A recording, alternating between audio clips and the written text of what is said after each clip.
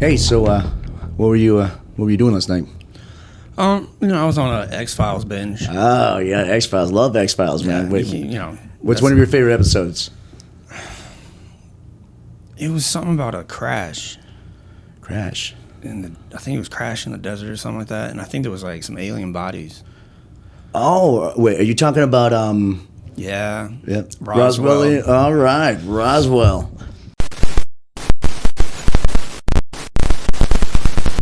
Hey guys, welcome back to another episode of World of Unknown. I'm Danny. I'm Trevor. Guys, what's going on? I know it's been a little bit since we've had the last episode. Somebody had a vacation, so now we're getting back in the fold again, getting stuff going on a hot summer's day here in Las Vegas. Let's hit it up on the Roswell crash incidents. This subject, before we jump right into it, and this looking up this topic, what we thought was going to be pretty simple and have just a cavalcade of information coming at us, was actually really tough to find. Yeah, man. Right? This ended up being... I'll say this. If this was a cover-up, it was one of the most perfect cover-ups I've ever seen the government do. Because you have to dig to find the most what you think Roswell is. You have to dig to find it. Right. I'm going to say this is going to be a holy grail on both sides of the skeptics and the believers. 100%. Because it made me a skeptic. This is like ground zero for UFO believers. Like, look, see, this is the number one thing that they're keeping from us. They found it. And then on the skeptics, this is the number one thing to show that this is crazy and it was nothing going on. So let's get into it, man, a little bit. Let's first go over just the facts of what we see. Oh, sorry about that. Knocking shit over. So Roswell happened in June of 1947. Right. And it was found by a farmer. Well, let's even go before that. So around that time in June of 1947, when all this kind of goes off, just weeks to about a month or two beforehand, the term flying saucer was coined. It was, and I forget exactly the guy's name. It was that seeing these flying saucers up in Mount Rainier, up in Washington, and everything.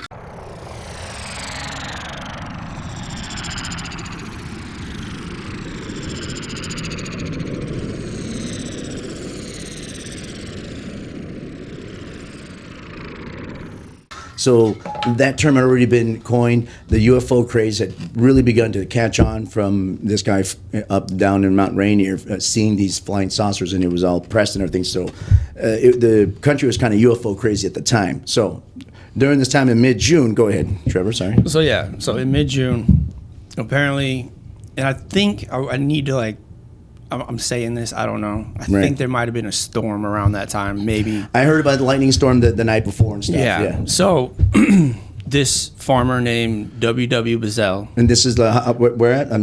New Mexico. New Mexico. So about, what was it, how many miles from, 75 miles northwest or north of Roswell, right? Yes. Okay, gotcha. So this farmer, apparently he was, going around his farm and he found this debris. Gotcha. And the debris in the initial statement that he says he found were, what was it? It was tinfoil, rubber strips, and sticks. Sticks, paper, like tough paper and tough sticks. Yeah, right? And this is coming from the farmer that found it. And yes. It took him, he found it in June. He didn't turn it into the authorities until July 7th, I think. Well, he didn't know what he had, so he just picked it up and got it off his property. Yeah, so I talk about this national press about these flying saucers. Now, he was a poor rancher farmer who didn't have any contact with the outside. Really, and we're talking about 1947. Yeah, so he was on his own. He didn't know any about this. And not everybody owned TVs or even radios. He wasn't that. That wasn't his life. He was just out there with his family. Yeah. So what ended up happening, he ended up hearing about it. It was, I think, around 4th of July, he went to visit an uncle. And he was telling his uncle, and his uncle is the one that told him about this whole UFO craze, basically. So. And then that's why he took it in? Yeah. Yes. So that makes sense. So right after, let's see, he went to visit his uncle on July 5th, and that's when his uncle had told him the stories, and obviously Brazil came a little concerned. He had called or got a hold of Sheriff George Wilcox of Roswell, which is the nearest big town that they can go to, basically. Yeah. I don't know I couldn't see if he went down there or contacted him. I don't know if he had a phone. I don't know either. Somehow he contacted him. Yeah, I know that. I think he ended up getting the debris first. And then he called the Air Force. Well, the sheriff did. Okay, the sheriff. The sheriff ended up like once he got the debris, he called the Air Force, and then they came in, or the Army. And right. They came in, and that this is where. So when they called the Army comes to pick it up. It was the two gentlemen came in as both intelligence officers were Major Jesse Marcel and Captain Sheridan Cavett. It was what these two guys that came to collect this wreckage of this whatever he had found. Yeah. So they do that, and then there was a press release from the Army. Yes, from Officer William Hott. Yeah, that stated that they found a flying saucer. Yes, debris of a flying saucer. Right. Which is kind of funny that the Army would like maybe they were just having fun because it was right after World War II.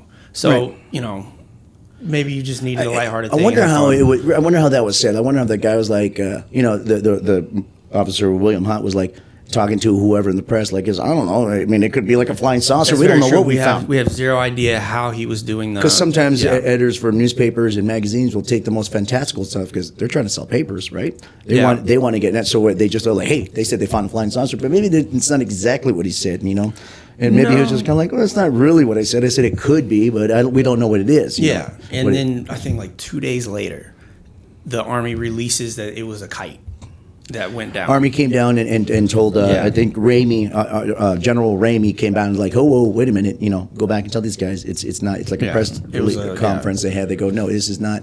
Now, it's funny, information you found 2 days later. I found like some that was later that day, but it was like soon afterwards that article came out. Yeah, it was legitly like within days. They said, no, it was not that. It was just a weather balloon.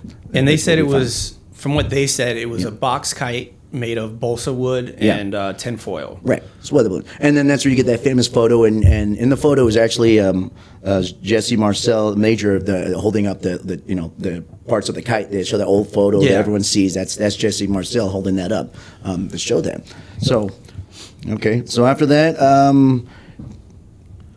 in July 10th, the military personnel gave a demonstration of normal weather balloons usage that was used at the time. So at the time, down in Alamogordo, they were releasing all these, which is in New Mexico, a little farther south. They would release all these weather balloons at certain times just to kind of get information and stuff like that. And so after that demonstration, what the Army said, everything just kind of died down, basically, and kind of just went away for the most part. There was not too much said after that because they were like, okay, well, that's it. Yeah. So those are basically all the straightforward. Facts there was no bodies. There was no nothing. It was just debris that they found. Right. And it was kind of a straightforward story. So for years, for decades, this thing kind of lied low, right? Yeah. So we'll hit up on this one. So around about 1979, 78, they started these interviews with Marcel, who was older and retired at the time, which led into a book. Oh, yeah. So the book, who was written by... Charles Berlitz and William Moore. And the book was called The Roswell Incident. Right. So that book kind of sparked, that book and the interviews from the National Enquirer, no less, beforehand kind of sparked new, excitement about. Yeah. So what they said was, in the book, they said that the UFO wreckage was flown to Wright Air Force Base. Right. And that it was... Well, basically, so they're claiming it was UFO. They're saying UFO, it wasn't a balloon. They're saying it wasn't a balloon, it was actually a UFO, and it was flown from Roswell to Wright Air Force Base. Right. And so from the late 1980s, the show Unsolved Mysteries had posted up a huge episode about the Roswell crash, which sparked even bigger national attention onto the whole Roswell thing.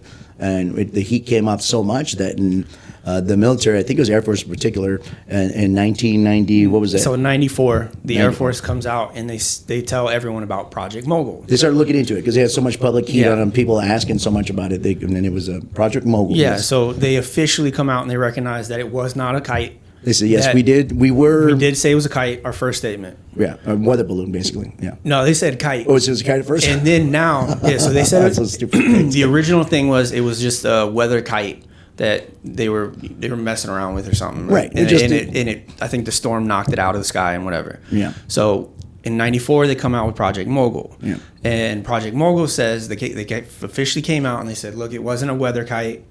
What it was actually was a spy balloon. And what we were doing was we were spying on if the Soviet Union was testing nuclear weapons in the atmosphere. Right.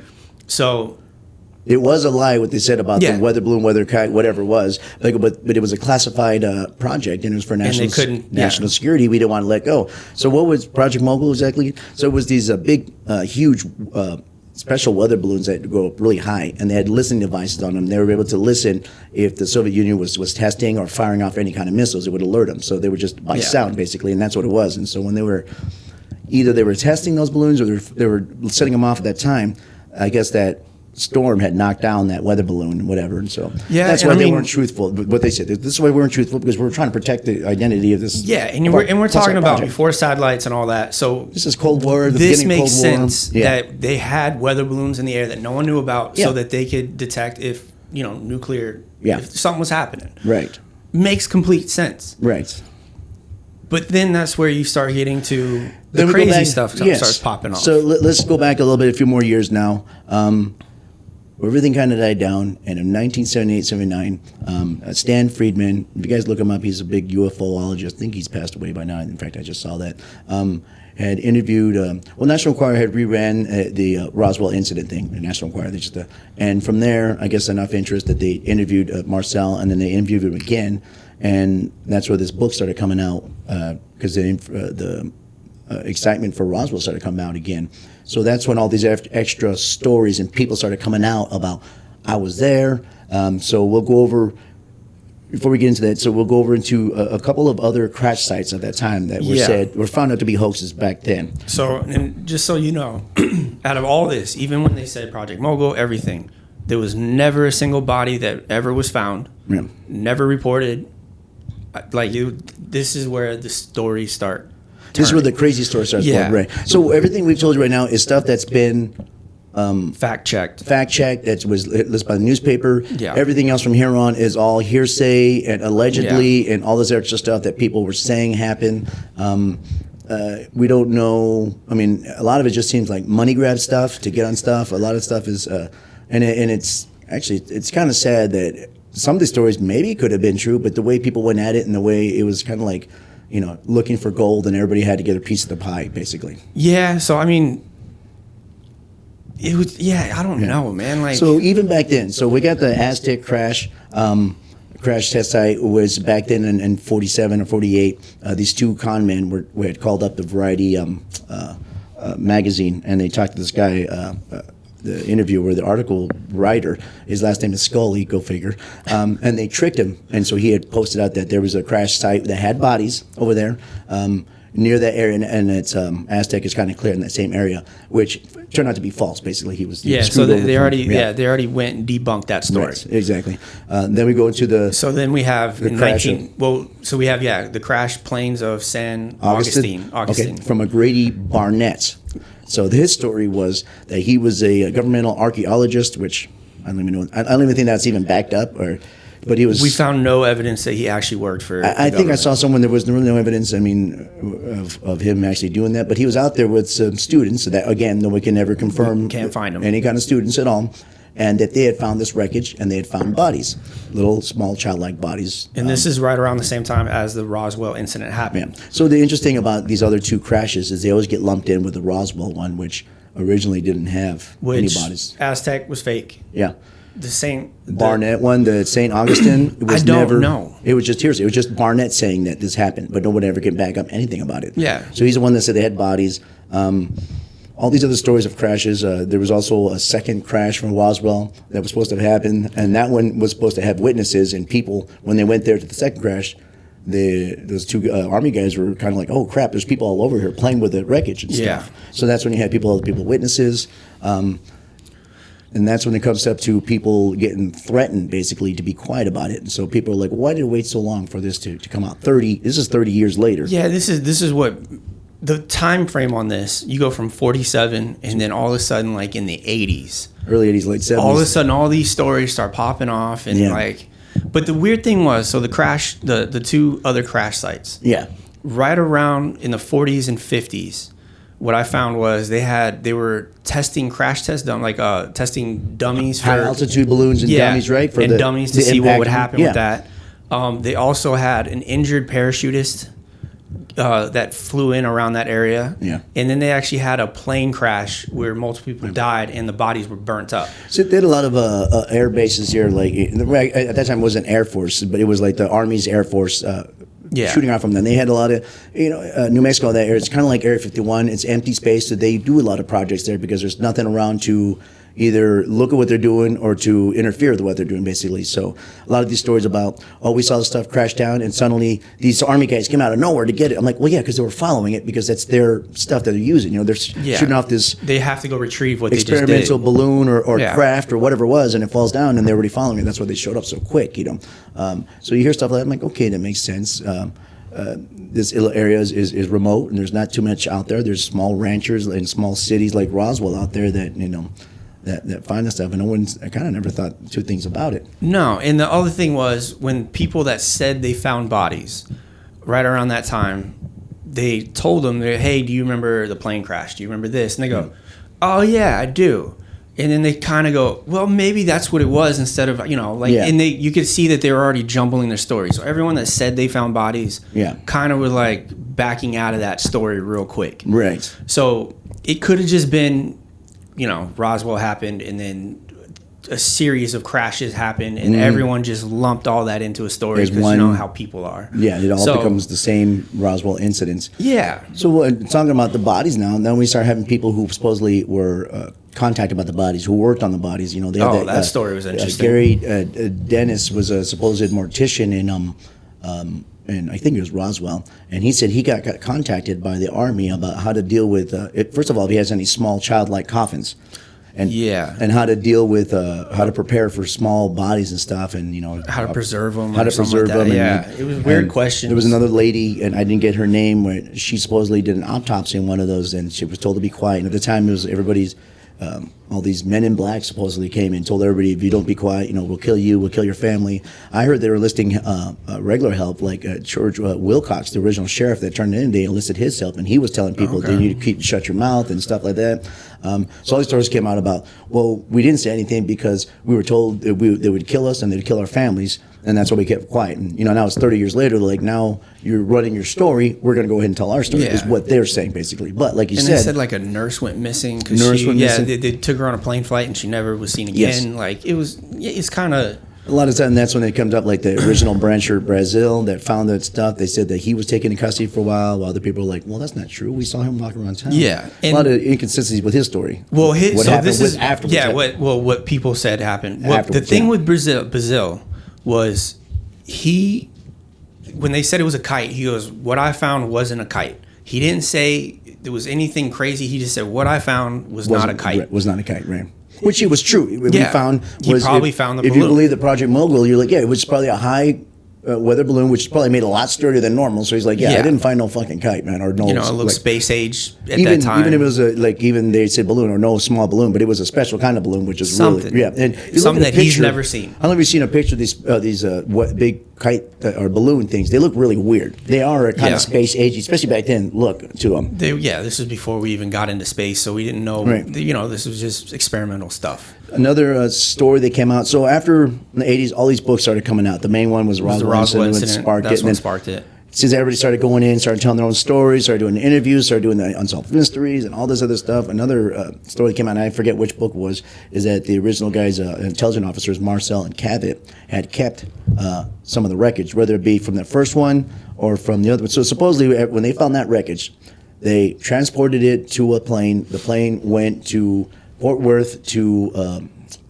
it was somewhere in I think Cleveland, Chicago, whatever. Anyways, ended up somewhere the wreckage, which was, they said about, it could probably fit in a shoebox, but definitely fit in the inside the trunk of the car is how they transported it. It was ever super light, which that's what they were saying. Well, it's a weather balloon. It's a Project Mogul, which is actually almost like a heavy-duty weather balloon. It's got to be light because it's got to be able to float. Well, it has to float. So, but from these books and everything, they said, no, these people said that they messed with this stuff, that it was, they could crumble. It was kind of like tin foil, aluminum foil. They can crumble it up. It would go back to its same shape. They try to burn it and they try to cut it, and they couldn't do any of this stuff with it. Is when these stories started coming out about them messing with it. Well, okay, don't quote me on this. Yeah.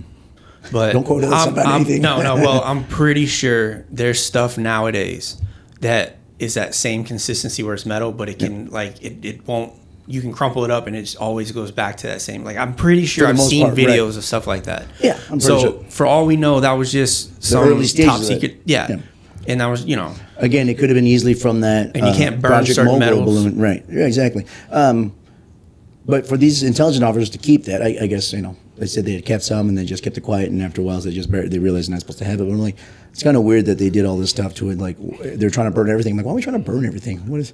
Hey, I found this. Let's burn it. I mean, it's not like they're a bunch of 10-year-old kids. Like, So speaking of kids, it was Marcel's son said his father had shown him the debris from the crash website, and he had claimed that he remember seeing hieroglyphics on it. On the writing. But all that could be is just a stamp or something. Going back to the Project Mogul, those guys described. They go, what kid thought was hieroglyphics was actually some of the tape they used from this toy factory. It was like a small tape that had these weird image stuff on it. That's what they used to help for their sign. For the sign. But just how they used to tape up that weather balloon, the Mogul weather balloon, basically, and that's probably what that kid saw. Okay. I would point out that some people would say, like, why is the Army using toy company tape? I go, well, You're talking about the 40s, man. You're talking about the 40s, right? Exactly. They're probably using use what they had. Exactly. They probably didn't have a lot of money to go into it. Yeah, we just got done with World War II, so we're broke. They're like, well, should we spend on like, no, just put some tape on it. And yeah, got that. So and you're thinking about a balloon also. Right. It's not like it's an aircraft, which even back in the day, especially during the war, they would tape aircrafts up. Yeah. Whatever they needed to do. Yeah, exactly, just to get it going. Yeah, I mean, tape was, state of the art back then. So that their little tape was covered with these little signs, and that's where they're saying that kid could have figured out what the hieroglyphics was. Maybe that was the first duct tape. So interesting enough. Another, other than UFOs, conspiracy thing that people thought of, that people might have thought that it was a Soviet balloon, that's like our what Chinese spy balloon that we found a few years ago back. They thought it was maybe a Soviet balloon here that crashed. So that's the first story that I came across. And they wanted to cover that up because they didn't want people to panic that the Soviets were sending their listening device. So we were doing the same thing with them, but they were finding that, and that these hieroglyphics this kid found. I mentioned that because the hieroglyphics could have just been Russian writing the kid saw, and he thought they were hieroglyphics, basically. Yeah, that's I can see that 100%. Another interesting thing on that. So, so we got 94. But let's go into some other the crazy stuff. So what was it, 1980? So the book came out in like 1980. And I'm trying 1984. All of a sudden, now there's this thing where Harry Truman is trying to cover up Roswell. Well, Harry Truman was the president back in 1940s when all the Roswell thing happened, basically. All right, so for the Medjugorje 12, it was here in 1987. It was reported a British ufologist Timothy Good claimed to be in possession of a 1950 era UFO documents, and the documents were revealed a secret committee of 12, supposedly formed 1947 by executive order Truman, and explains how the Roswell crash. All these documents can explain how the Roswell crash was supposed to be hidden, how to take care of the public when it does happen, and all this stuff. And this was supposed to be released. Who they kept quiet, and all that stuff. Yes, and that there would be a cover up, and so this stuff got released by and was sent to. I'm reading here. The Friedman, Bill Moore. Led him to what has been called the Cutler Twining Memo in 1985 while searching the classified files in National Archives, basically. Okay. So all this stuff was supposedly found by this supported Majestic 12, and it's just this group leaders of scientists and military leaders and political leaders that were supposed to be in charge of taking care of anything that was UFO, alien type of stuff, and how to hide it and report it and all that stuff, basically, which... It's all fake. All those documents are fake. It was already supposedly debunked. It was easily debunked. It was nothing even really. Yeah, it was pretty much everything that was supposed to be like. So even like 95, a 17-minute, which a lot of people probably seen. 17-minute video of the autopsy. Yeah, of alien being autopsy was fake because the director came out later on and was like, So every piece of evidence that had aliens in it or a UFO or anything like that it has been debunked.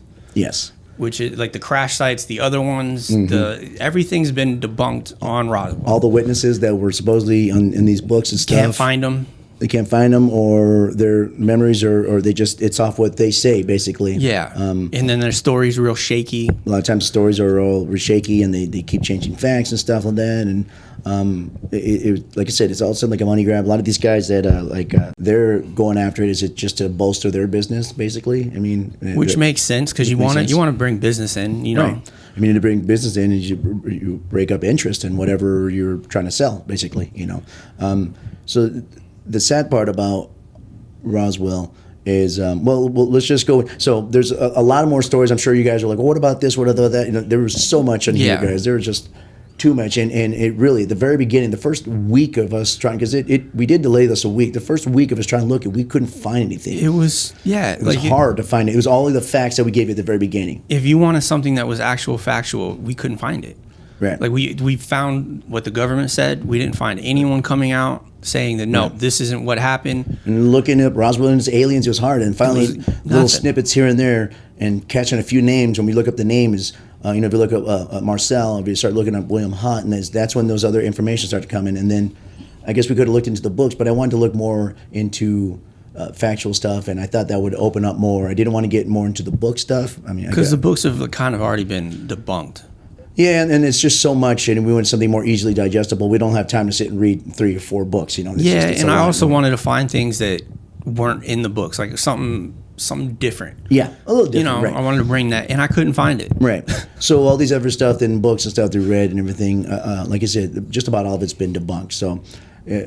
Personal, well, let's go before even personal stuff. You know, yes, and a lot of people are UFO saying stuff like, look, this is all UFO stuff, and it's all just covered up by the government to make us look crazy. I'm like, that's true, it could be, and if they'd done that, like you said, dude, if they did, it's a masterful job on how to murky the waters up to make everybody look like they're nuts. Oh man! The only thing you can believe is just the facts. I know everyone's the facts that they're giving us, basically.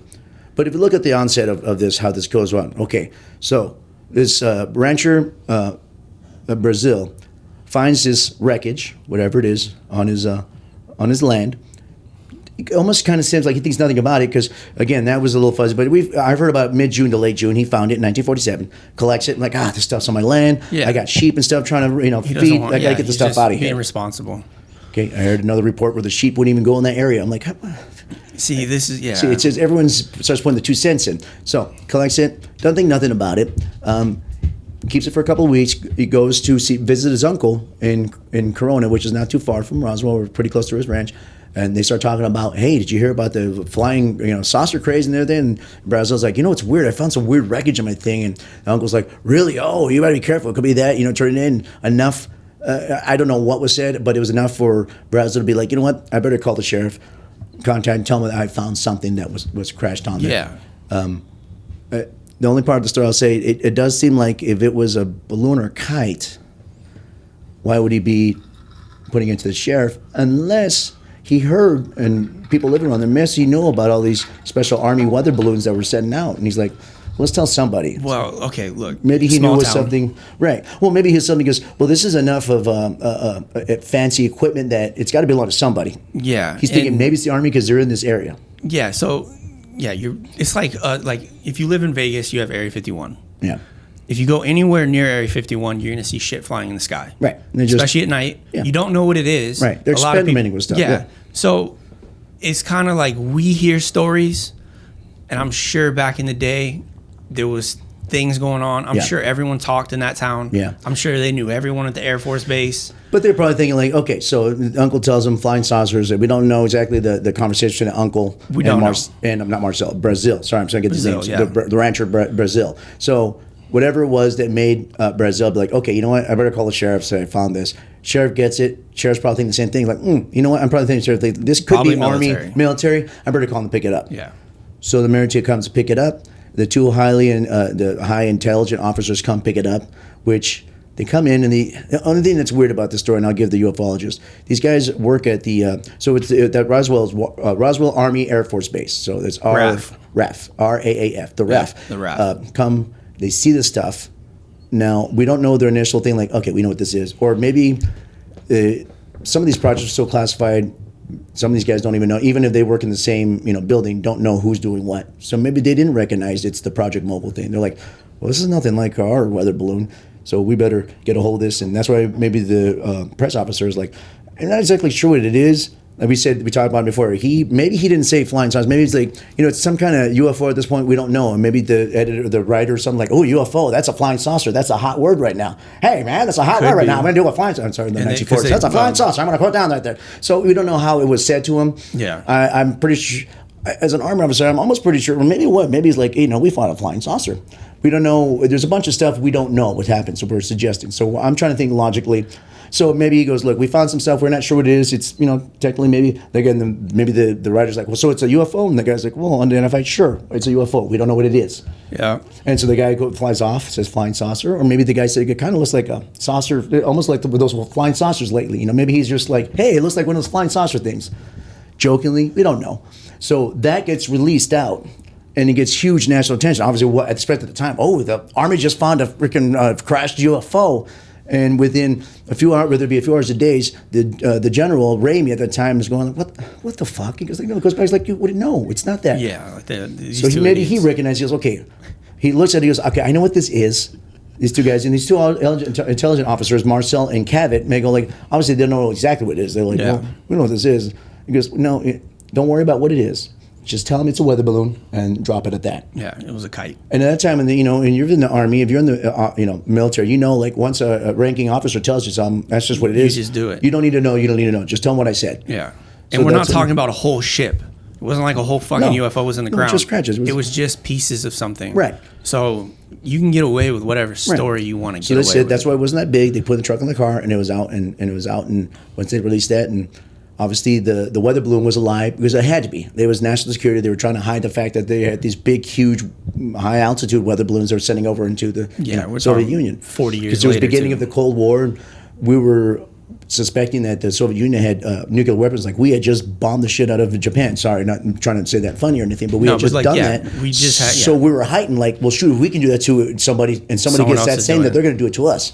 And they got a bunch of the German scientists too. Yeah, so they knew they had the technology. Another thing we can go on Project Paperclip. Another thing we can go into. But so we built it from their knowledge and stuff. So we knew that all these other countries, the Soviet Union, went in and picked out some of the best scientists. So anyway, so we're afraid of. So like, okay, we don't want that getting out, and that's where it laid low. We're coming back into the late 80s, late 70s. Right after Vietnam, right after Watergate, where government conspiracies cover stuff up. People are starting to not trust National the government. Choir just starts to let 30-year, I think it was like the 30-year reunion of the Roswell. They released it. And they start getting in touch of Marcel, who was retired at the time. And the story starts coming. Marcel's like, well, I know what it was, and it wasn't a weather balloon. And he's right. It wasn't a weather balloon. It was. But it was a spy balloon. Either he's remembering wrong, just listening to stories that it was a UFO. He was saying it was extraterrestrial, and then it just blew up from there, from the book. So we don't know how that went. Like, whoever's interviewing him, Stan Friedman was one of the first guys, and then it went to a different one and then it went to another TV show and called In Search Of, interviewed him and all this extra stuff. So we don't know how they were leading him. Like, could have been a UFO, Mr. Marcel. Like, yeah, I mean, we are talking about the 80s when, like, aliens and stuff were like at the top of the world. In the book, and then it just exploded to what it is today. So, and I'm sorry, I lost my track of thought. But so all this is it seemed, for me, you know what it seems like? It muddies the waters. Yeah. For me, what it seems like is, let's say, for me, I believe the government on this one. I believe that nothing really happened. I think that a spy balloon went down. Yeah. I think that the people that found it knew what it was. Yep. And instead of saying that they had a top secret program, which they couldn't divulge, they fucked around and said they had a UFO. Yeah. All of a sudden, no one's looking into any top secret governments. Right. No projects, no nothing. They're not even thinking about it. They're thinking about aliens. Right. And then I think a general saw it and went, we can't be releasing shit like that. Yeah. So this is what it was. You're going to cause another problem with this, which it was. A kite. Yes. It was a kite. Yeah. And then later on, in the 80s, all this shit happened where they brought it up. Yeah. And now you have people that can take advantage of that situation and they can put things out and get their 15 minutes of fame. And remember how it gets brought up again. I brought up Watergate. So, National Choir. What does National Choir do? They always bring up some weird shit. I mean, remember Bat Boy? Hey, we found Bat Boy. It's just one of these weird stories, and people say, well, some of that's based in truth. I'm like, yeah, I could say, hey, I live in New Mexico, and that's the truth. And everything else I say afterwards, and then I found the Roswell crash, and I hung with aliens, is all crap. So it's all just based on true stories. But all this stuff started coming out after in the 70s when it was kind of started being, in the 60s and 70s were anti-government. So this kind of lumped in with that, like, well, the government's hiding stuff. I mean, look what they did with Watergate. They did the same thing with Roswell just years before. We didn't see that until now, and then Marcel comes out, and whether he wanted money, whether he was just kind of, they led him into saying stuff or whatever. Then once they saw that there was national attention, and back, obviously when you get attention, you start getting money and interviews because they pay these people for interviews, and that everybody starts lumping in like, well, yeah, I was in Roswell. I saw that too. I saw a crash. I saw bodies. And again, we don't know how much is lead. We don't know what's going on. So right now, they could have manipulated his words too. They could have manipulated his words, and then before he was like, no, people started calling him for interviews about with money. He's like, okay, sure, yeah. Well, he was going to say no to someone going, hey, I got $300 for you if you just read stuff about affidavits from Hot and from other people when they died that it was nothing of this earth is extraterrestrial and this is all, but no one's ever produced a actual document as far as I know. Exactly. And I saw the actual document of the day that they wrote everything down, the Army document, and it had nothing to do with bodies. It had nothing to do with unidentified objects. Yeah, they pretty much said like we found, I think it was like tinfoil and some other things, right? And we collected it, and like there's nothing in my mind that shows like what we know in cinema and all the stories that we heard and the bodies. And yes, and people who believe can argue that point too, and you can, and that just makes this story so hard to pin down as a. Could the government have hit it? Totally. Yeah. Well, they totally could have. And if they did, good for you. You did a good job. Again, it was a masterful job on both sides. It was a holy grail for people who are against it. Like, look, see, this shows you that all this stuff is bullshit. And the other side, it shows the ufologists, people believe, like, no, this is a holy grail. It shows you, look, they cover it up. This stuff happened. Could be. So it depends on which side. I'm going to go with you. I'm going to kind of, the easiest, simplest explanation to me is usually the right one. And it seems like it was just what, I think when Project Mogul, when they highlighted what Project Mogul was, that totally makes sense. Yeah, it makes complete sense. Then it makes sense. These other supposed crashes and these other test sites, and they were testing stuff all the time in that area. Like high altitude parachutes. Yeah, Arizona, New Mexico, Nevada. Yeah, we were testing nuclear bombs. We were testing different vehicles, like new flying planes, and we were testing so much shit. Like I was talking about, they're testing stuff, and they'd fall down, and these Army trucks would pull in because they were following their experimental crafts or experimental whatever.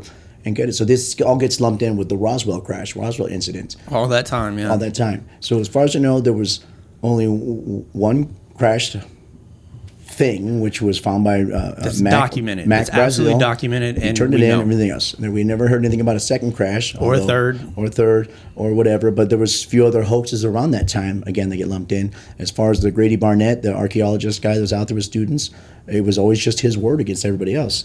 So I'll say this: if let's just say I'm not believing it, but let's just say there was other crashes. So if we did have spy weather balloons up above the United States, and let's say it wasn't just one per state, they had a bunch everywhere, and there was a lightning storm or a bad storm that came through there, 100% I could see a bunch of those getting knocked out. Yeah, knocked out and crashing everywhere. And maybe someone did see something, but then they wanted to add some stuff, and they added, I found bodies, and I did this. They want to make the story more interesting, which we do instead sometimes. of just saying, hey, I found some tinfoil and some sticks. Like, and, you found a crash, something around Roswell? Like, yeah, and there were bodies too, Because, people just, they want to be more relevant. Or maybe they were like the dummies, like they said. I mean, I went into this kind of believing the UFO stuff side of it, and the more I read about it, the more it seemed more feasible. It almost kind of, studying this kind of talk, I studied myself out of it, basically. It debunked, like I completely believe the government story on this one. And what's sad about it is,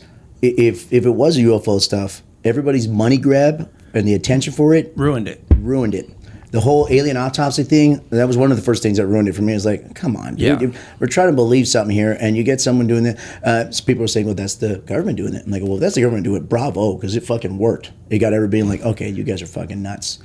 Everybody comes out, and everybody who does come out about it, and I've talked about this before, every time you believe somebody believes in paranormal stuff, they always got to be a little kooky. They always got to be a little off. Yeah, they're a little special. And I'm not trying to be mean, but it always there's always something about them. I mean, when you talk to them, you're like, this dude's not playing with a full deck.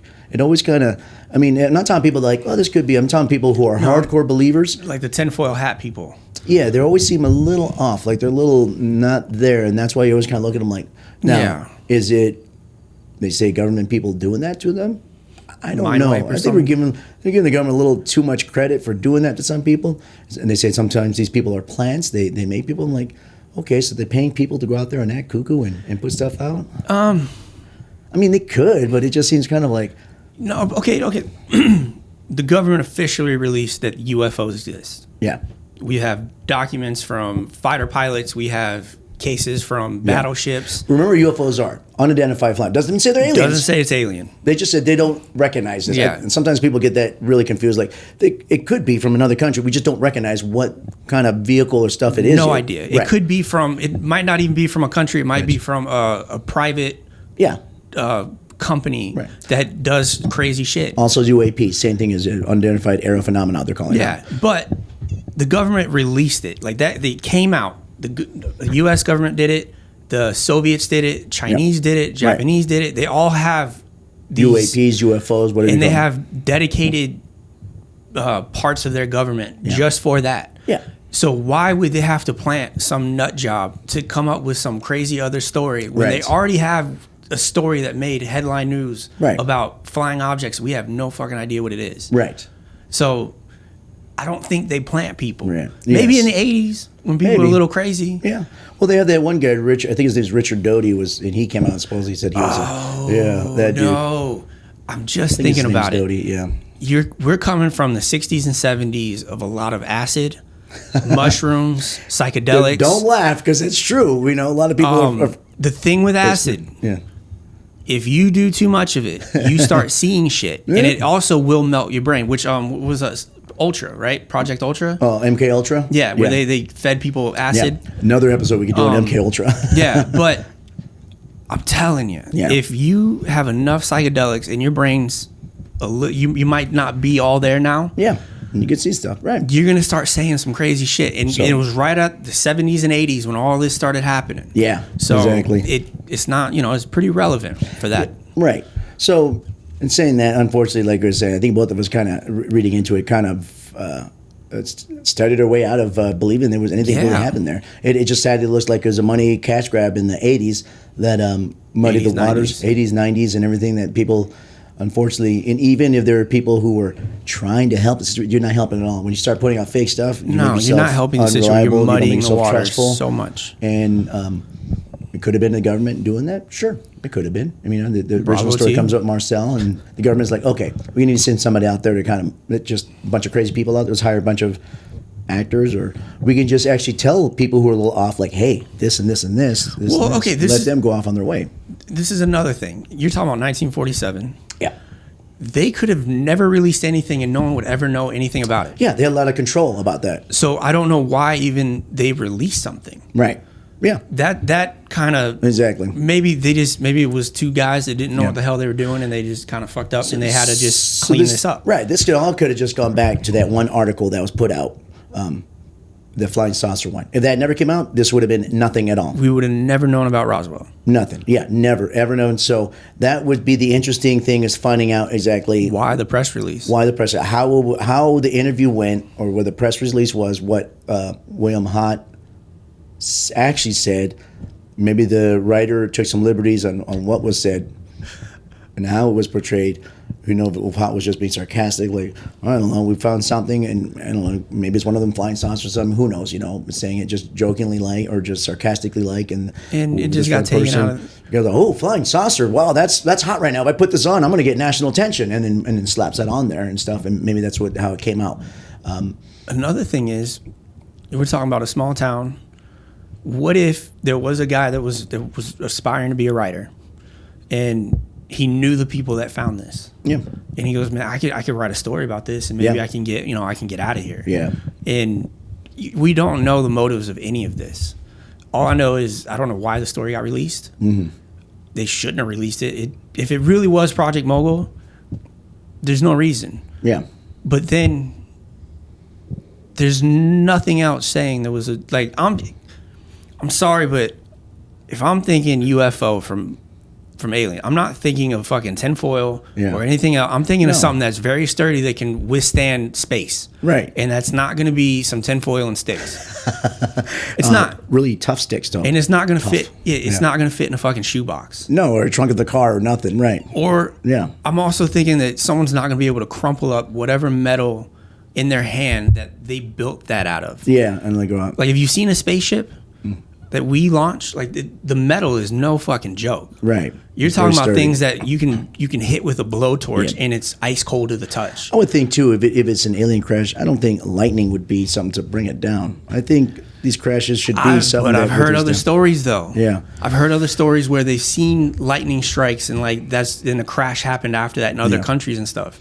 So maybe, I but don't know. if it did, why would it go to pieces and why would they only find a shoebox size and nothing else And nothing else, exactly. around that area? Right. Yeah. So I'm going with the basic facts on this, man. Yeah. I think Yeah, same here. I think it was a cash grab. I think Unsolved Mysteries wanted a good episode. Yeah, that and In Search Of should they all. X Files jumped on that too. Yeah, Everyone. everybody kind of jumped on that because it was making money. It was sparking interest. And you had some dude that started a fucking museum for no reason. Yeah, and a few dudes that did together. And funny so- enough, these are some of the guys who are hitting up some of the books and the Exactly. interviews and they keep this story alive. Whether they believe it because they believe it, or they believe it to make more money, or maybe a little bit of both. I mean, that's we don't know. That's business, and Yeah. I get that. People do some crazy shit for to get some money. You make an amazing, soap that can, clean up dog poop in one swipe. You're going to talk it up like it's the best thing since sliced bread, Yeah. and you're going to sell that. And I get that sometimes. I couldn't think of anything else. I'm sorry, guys. No, but like I honestly think that they took advantage of the situation. Yeah. They got as much money as they could out of this. They try to re-spark it in the 80s Yep. to get it relevant again. Yeah. So maybe the guy had no business in Roswell in the shop. Yeah. And he needed people to come through. Yeah. Because now when you go down there, they have a whole highway, extraterrestrial highway. They have all that everything. craziness. They're making money off it, and good for them. They have good. cafes it's tourist of thing. alien- Why, yeah. Why shouldn't you capitalize off that? So I'm thinking, Yes. someone just cash grabbed it. Yeah, because again, people are terrible, and that's what we do. But then again, I mean, you get it. I get it. They're trying to make money off it, but it kind of muddies the water. The fact that people who actually do believe stuff out there, I do believe. Let's say I don't not believe that there's not any aliens, or No. intelligent life. Whatever. I don't know if we know exactly what we're looking for or what it is.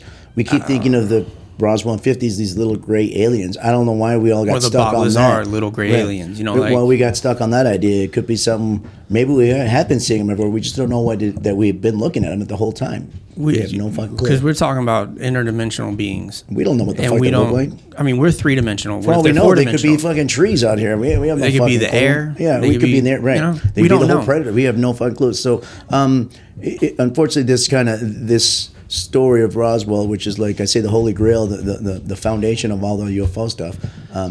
I debunked it. It's sparks enough falsehoodness in UFO crashes and sites because it all kind of ventures off of this basically. Yeah. You have the Betty and Barney Hill stuff and all this stuff, but this was the number uno kind of thing that really kicked off UFOs. The craze. The craze to it, Now, I'm not saying that. I don't believe this was a UFO. There's other ones that 100% More I can see believable. some things happening. Right. Like the Bob Lazar story. Him being We'll do one on him too. but like him dissecting a ship where they just told him, they didn't show him the ship. They just said, hey, I need you to reverse engineer this. Right. And he goes, what is this? And they wouldn't tell him. And he goes, okay. And I believe that. Like, I 100% believe it. There's other more believable stories and stuff. Yeah. Everything can be debunked. So, but if I just don't. Yeah, this one doesn't do it for me. yeah, again, there's a lot of stuff. I know we missed a lot of stuff. There's just too much, guys. I mean, we seem to pick subjects that just have like a whole mountain of stuff just going on. And the funny thing was, when we first started doing this, we felt like we didn't have enough info. Yeah. And then when we started getting into the crazy stuff, Right. like we finding like the everything that got debunked. Yeah. That's when you start seeing. It was hard to find the debunked stuff as weird enough as it is it's weird. online. It was a very weird search. Yeah, it came out okay after a while. We just had to do a little bit more digging than usual, and we're learning ourselves how to look really stuff do, up. yeah. and get stuff going on. Hope you guys enjoyed that, man. Anything else we're going to talk about it? No. Yeah. Again, missed anything? Put it in the comments. You guys have any ideas of any subjects you wanted to get Please on? let us know. Let us know. We'll put it on the list and everything. Okay, guys. Hey, thanks for joining us again for the Roswell. Again, another mind-melding fucking thing that just, I'm glad I got it out of my head. Me too, actually, so yeah. First my head gets filled out like a pitcher, and then you just gonna pour the stuff out on you guys. And just pour it all on you guys. But, yeah, hey, guys, please don't forget to like, subscribe, share the show. Have a good day. Yeah, have a good day. We'll see you guys next time. Boo.